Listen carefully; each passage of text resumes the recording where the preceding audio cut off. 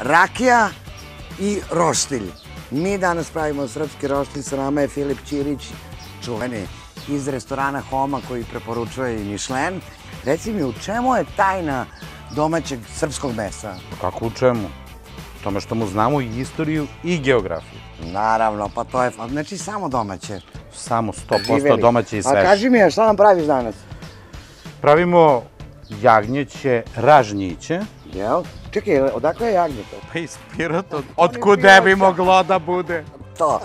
Jagnjeći ražići, vidim ovde patliđan, mirački sir. Jeste. I čekaj, to ćeš da zaliješ nekim sosom. Tako je, ali mediteranski twist mu dajemo. Malo kapara, inćuna, beli luk, peršun, maslinovo ulje i limunov sok. Sad ti prepuštam sofru. Hvala. Da nam napraviš, a ja odem da raspaljujem ovo. Može. Evo ti. Krećemo od plavog patliđana, koji je blago ispečen, ne do kraja, dakle na pola. Ražnjić je pre upotrebe bio potopljen u vodi.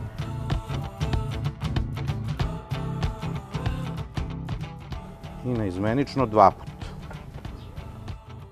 Za dresing je potreban kapar, inćuni, beli luk, peršun, dodajemo ceđeni limun i maslinovo ulje. Treba da bude kompaktna, evo ovako, na ražnjić. Ide na grill. Zatim, još jednom ćemo dodati dresing preko svega kad bude pečen.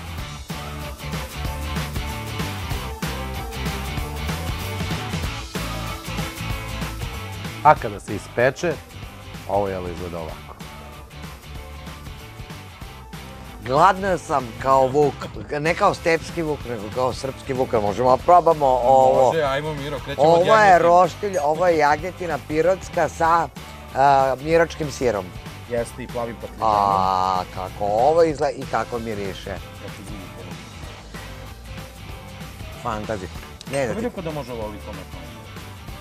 srpsko meso.